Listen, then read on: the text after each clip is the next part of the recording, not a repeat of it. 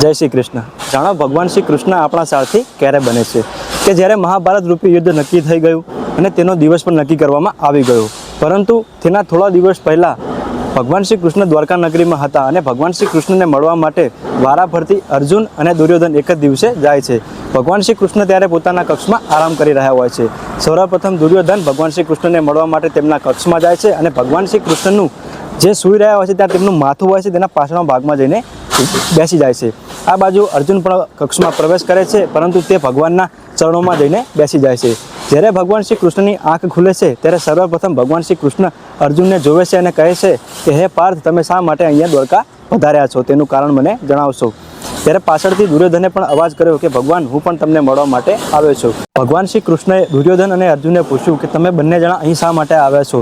ત્યારે તેમને જવાબ આપતા કહ્યું કે ભગવાન, અમે તમારી સહાયતા મેળવવા માટે અહીં પધાર્યા છીએ। ત્યારે ભગવાન શ્રી કૃષ્ણએ જવાબ આપતા કહ્યું કે તમને તો ખબર જ છે કે હું અને બલરામજી મહાભારત રૂપી યુદ્ધમાં ભાગ ન લેવા માટે વચનમાં બંધાઈ ગયા છીએ। અમે યુદ્ધમાં યુદ્ધ નહીં કરવાનું વચન આપી ચૂક્યા છીએ, તો અમે તમારી મદદ નહીં કરી શકીએ। ત્યારબાદ ભગવાન શ્રી કૃષ્ણએ તેમને કહ્યું કે એક તરફ અમારી અક્ષોણી સેના છે અને બીજી તરફ હું છું। હવે તમારા બંનેમાંથી તમને જે ગમતું હોય તે તમે આમાંથી લઈ લો। ત્યારે ભગવાન શ્રી કૃષ્ણએ આગળ વાત કરતાં કહ્યું કે સાંભળો દુર્યોધન, અર્જુન તમારા કરતાં નાનો છે અને મારી સર્વપ્રથમ નજર અર્જુન પર પડી છે, એટલે સર્વપ્રથમ માગવાનો અધિકાર અર્જુનનો રહેશે। ત્યારે દુર્યોધન મનમાં સંકોચાય છે। દુર્યોધનને એવું લાગે છે કે ક્યાંક અર્જુન ભગવાનની અક્ષોણી સેનાને ન માગી લે, પરંતુ અર્જુનજી બુદ્ધિશાળી હતા અને ભગવાનના પરમ ભક્ત હતા।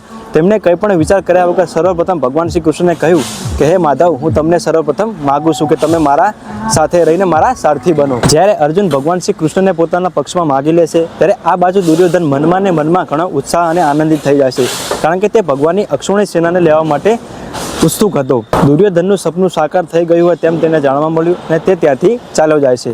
ત્યારે ભગવાન શ્રી કૃષ્ણ એકાંતમાં અર્જુનને કહે છે કે હે પાર્થ, તમે મને શા માટે તમારા પક્ષમાં માંગ્યો?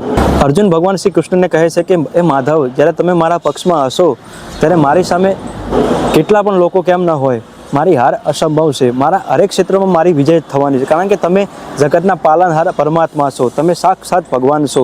એટલે જેના પક્ષમાં સ્વયં ભગવાન હોય તેની હાર કઈ રીતે થાય? આ પ્રસંગ પરથી આપણને એ વાત સમજવા મળે છે કે જીવનના હરેક ક્ષેત્રમાં વ્યક્તિ જ્યારે ભગવાનને આગળ કરીને કોઈ પણ કાર્ય કરે છે ને, ત્યારે તે હરેક ક્ષેત્રમાં પોતાની વિજય પતાકા લહેરાઈ દેશે। એટલે જીવનમાં કોઈ પણ કાર્ય આપણે કરીએ, આપણે સૌથી પ્રથમ ભગવાનને કાર્યને સોંપી દેવાનું છે અને ભગવાનને આપણા માર્ગદર્શન બનાવવાના છે।